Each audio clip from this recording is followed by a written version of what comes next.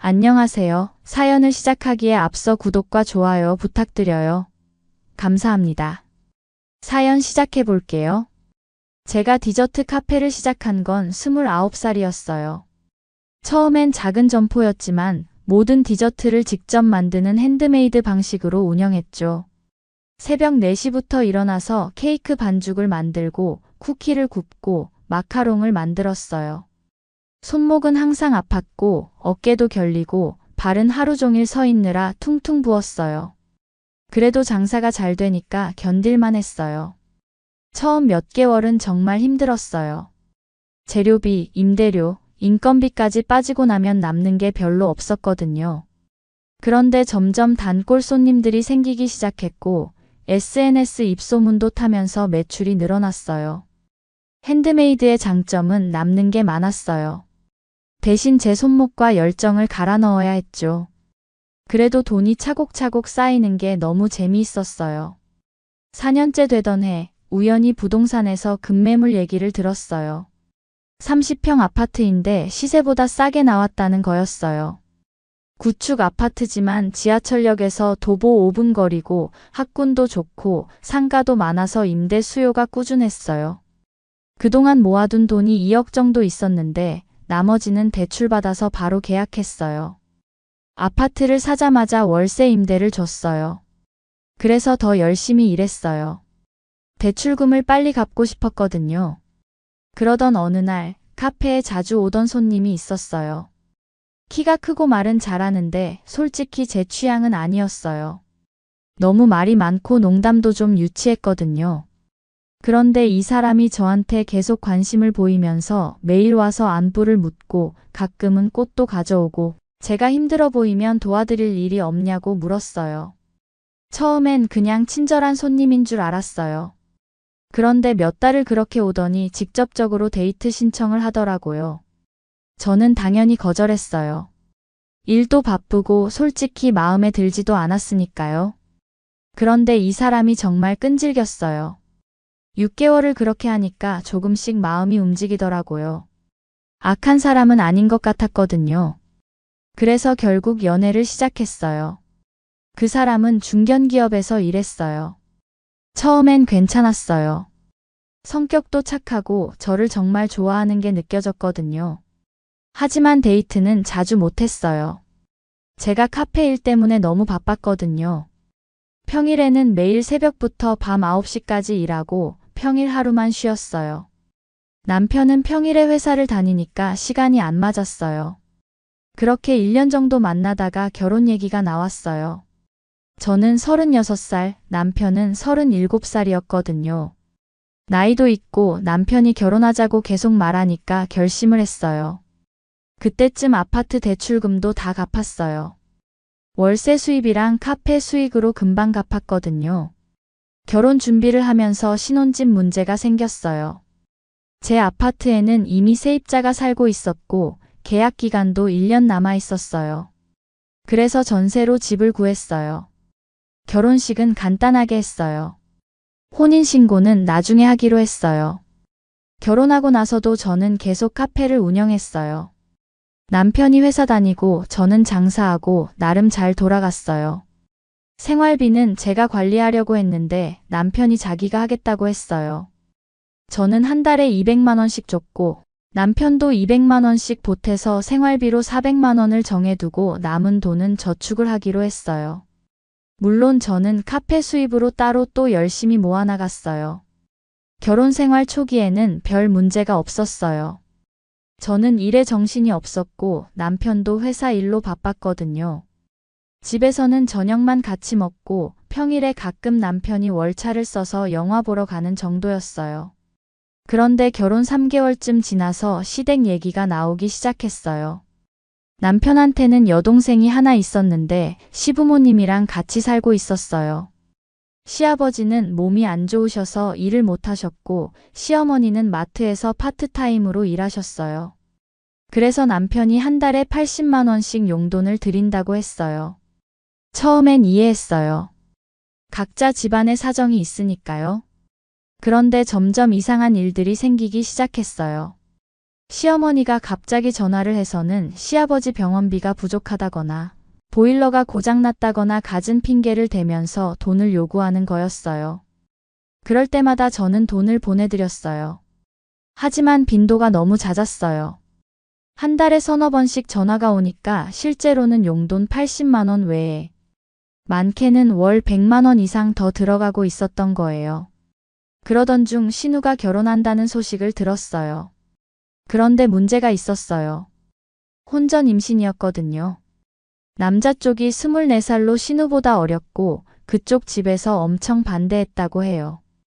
결혼하려면 자기네 집으로 들어와서 살라는 조건을 내세웠다는 거예요. 신우는 그게 싫어서 울고 불고 난리였어요. 시집살이 하기 싫다면서 신혼집을 마련해 달라고 했어요. 그런데 시댁 형편으로는 전세금을 마련하기 어려웠어요. 시아버지는 아프시고 시어머니는 파트타임 일로 겨우 생활비만 버시는데 집 보증금까지 낼 여력이 없었던 거예요. 그때 남편이 저한테 말했어요.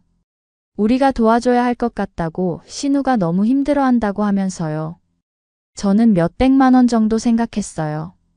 그런데 민수가 꺼낸 얘기는 상상을 초월했어요. 제가 가진 아파트를 신우이한테 주면 안 되냐는 거였어요. 순간 귀를 의심했어요. 제가 힘들게 벌어서 산 3억짜리 아파트를 그냥 주라고요? 남편은 동생이 정말 힘들어한다면서 같은 여자로서 이해해 줄 수 있잖냐고 했어요. 그리고 어차피 우리는 지금 집도 있다고 했어요. 저는 어이가 없었어요. 제가 새벽부터 밤까지 일하면서 손목 아프고 다리 붓는 것도 참으면서 벌어서 산 첫 집이었거든요. 그걸 그냥 주라니요. 저는 안 된다고 했어요. 그건 제가 혼자 힘으로 번 거라고 했어요. 그러자 남편이 돌변했어요. 평소에는 순하던 사람이 완전히 다른 사람이 됐어요.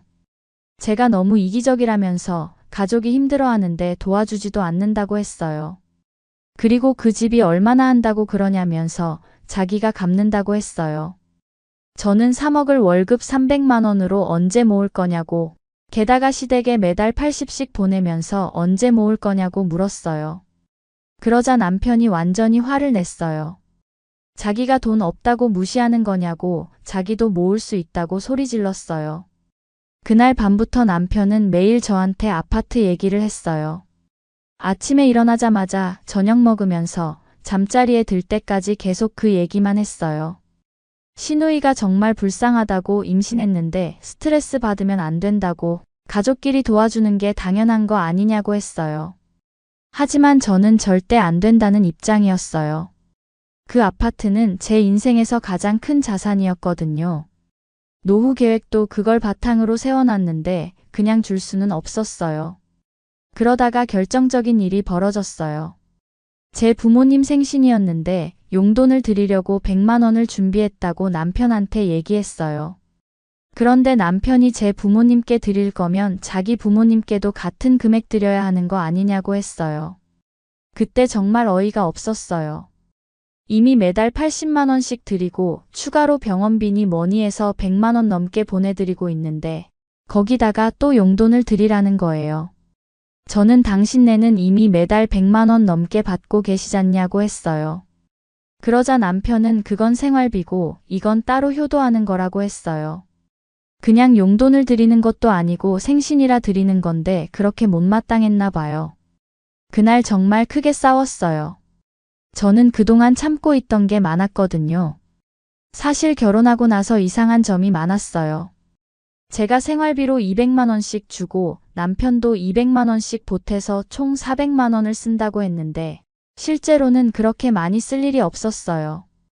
저희는 둘 다 워낙 바빠서 집에서 저녁 한 끼만 먹었어요. 아침은 각자 해결하고 점심도 직장에서 먹고 주말에 가끔 외식하는 정도였어요. 공과금, 관리비, 보험료 다 합쳐도 월 200만 원이면 충분했어요. 그럼 나머지 돈은 어디로 가는 걸까 궁금했는데 알고 보니 다 시댁으로 들어가고 있었던 거예요. 그걸 알게 된 건 통장을 확인하면서였어요. 남편이 관리한다는 생활비 통장에서 매달 100만 원씩 인출된 내역이 있었거든요. 결국 저는 모든 걸 다 터뜨렸어요. 당신이 지금까지 거짓말한 거 내가 모를 것 같냐고. 생활비 관리한다면서 시댁 용돈으로 빼돌린 거 다 알고 있다고 했어요. 남편은 전혀 잘못했다는 생각이 없었어요. 오히려 제가 이기적이라면서 화를 내더라고요. 결혼하면 남편 부모가 제 부모이기도 한 거라면서 왜 이렇게 박대하냐고 했어요. 저는 박대하는 게 아니라 속인 게 문제라고, 그리고 당신 부모님은 이미 충분히 받고 계시잖냐고 했어요. 그날 밤 정말 크게 싸웠어요. 남편은 끝까지 자기가 옳다고 주장했어요. 부모님 봉양은 당연한 거고 동생 도와주는 것도 당연한 거라면서요. 며칠 뒤 시어머니가 직접 전화를 했어요. 시누이가 정말 힘들어한다면서 임신한 몸으로 스트레스 받으면 안 된다고 했어요. 저는 그 집은 제가 결혼하기 전에 혼자 정말 힘들게 번 돈으로 산 거라고 했어요. 시어머니도 알지만 가족이잖냐면서 나중에 시누이가 잘 살면 갚을 수도 있다고 했어요. 시어머니도 똑같았어요. 제 입장은 전혀 생각하지 않고 무조건 시누만 생각하라는 거였어요. 하지만 저는 절대 넘어갈 수 없었어요. 결국 저는 결단을 내렸어요. 더 이상 이런 생활을 할 수 없었거든요. 남편한테 헤어지자고 했어요. 남편은 처음엔 이해하지 못했어요. 자기가 뭘 잘못했는지 모르겠다는 거였어요. 남편은 가족을 위하는 게 당연하다고 생각한다면서 그게 뭐가 잘못된 거냐고 했어요. 저는 왜 당신 가족만 가족이냐고, 내 가족도 가족이고. 우린 결혼했으니 우리 둘이 독립된 가정이어야 한다고 했어요. 그런데도 남편은 저를 너무 이기적이라고 하면서 저야말로 자기 가족을 가족으로 여기지 않는 거 아니냐고, 네 가족이었으면 그 아파트 주지 않았겠냐고 하더라고요. 결국 평행선이었어요. 남편은 끝까지 자기가 옳다고 생각했거든요. 다행히 혼인신고를 아직 안 해놨어서 법적인 문제는 없었어요. 저는 바로 짐을 챙겨서 나왔어요. 신혼집은 어차피 전세라 내놓고 저는 친정으로 돌아왔어요. 남편은 며칠 동안 연락했어요. 다시 생각해보자고, 아파트는 안 줘도 되니까 다시 합치자고 했어요. 하지만 저는 이미 마음을 정했어요. 이런 사람과는 더 이상 살 수 없었거든요. 애초에 자기가 잘못됐다는 걸 모르는 게 문제였어요. 인정하지 않는 것과 애초에 모르는 건 또 다르니까요. 헤어지고 몇 달 뒤 들은 소식으로는 결국 신우가 남자 쪽 집으로 들어가서 살고 있다고 해요. 신혼집을 마련할 돈이 없었으니까요. 원래도 반대가 심했던 시댁인데 얼마나 또 시집살이를 시키겠어요. 매일 힘들다면서 시어머니한테 전화해서 온다고 하더라고요. 시어머니가 저한테 전화를 했어요. 남편도 시누이도 힘들어 한다면서 둘이 다시 합치면 안 되냐고 하더라고요. 시어머니는 지금 와서 후회하고 있는 것 같았어요. 신우의 신혼집 문제로 제가 떠나게 되고 결국 신우도 시집살이를 하게 됐으니까요. 하지만 저는 전혀 후회하지 않았어요. 오히려 그때 헤어지기를 잘했다고 생각해요. 만약 그때 아파트를 줬다면 앞으로도 계속 이런 일이 벌어졌을 테니까요. 지금 생각해보니 남편은 처음부터 제 재산을 노린 건 아니었을까 싶어요. 카페가 잘 되고 있다는 걸 알았으니까요. 결혼 전에 했던 말이 갑자기 생각나네요. 결혼해도 가게는 계속해야 한다고 하면서 저를 응원하는 척 했던 그 말이요. 결혼 전에는 그런 내색을 안 했지만 결혼하고 나서는 완전히 달라졌거든요. 시댁에서는 저를 완전히 ATM으로 본 것 같았어요. 필요할 때마다 돈을 뽑아 쓸 수 있는 기계로요. 그리고 남편도 마찬가지였어요. 자기 가족만 생각하고 제 입장은 전혀 고려하지 않았거든요. 제가 얼마나 힘들게 돈을 벌었는지, 그 아파트가 제가 얼마나 힘들게 일군 자산인지 전혀 이해하지 못했어요. 현재는 다시 혼자 살고 있어요. 카페도 계속 운영하고 있고 아파트도 여전히 임대를 주고 있어요. 혼자 살면서 오히려 더 편해졌어요. 시댁 눈치 볼 필요도 없고 다시 열심히 돈을 모을 수도 있고요. 가끔 남편한테서 연락이 와요. 잘 지내냐는 메시지나 다시 한번 만나서 얘기해보자는 메시지들이요. 하지만 저는 답장하지 않아요. 이미 끝난 일이고 다시 돌아갈 생각도 없거든요. 가끔 가게에 찾아오는 게 문제지만요. 지금은 일에만 집중하고 있어요. 제 미래를 위해 열심히 살고 있어요. 누구한테 의지하지 않고 제 힘으로 제 인생을 만들어가고 있어요. 가끔 외로울 때도 있지만 남편과 함께 있을 때보다는 훨씬 낫다고 생각해요. 그때는 육체적으로는 함께 있었지만 정신적으로는 너무 힘들고 외로웠거든요. 제 얘기를 들어주는 사람도 없었고 제 입장을 이해해주는 사람도 없었어요. 항상 시댁 얘기만 하고 시댁만 챙기는 남편을 보면서 정말 외로웠어요. 지금은 혼자지만 마음만큼은 편안해요. 그게 더 중요한 것 같아요. 이제는 누가 뭐래도 제 생각대로 살 거예요. 제가 번 돈으로 제가 하고 싶은 일 하면서 제 꿈을 이루면서 살 거예요. 그게 제 인생이니까요. 제 긴 이야기를 끝까지 들어주셔서 감사합니다. 구독과 좋아요, 알림 설정까지 잊지 마세요.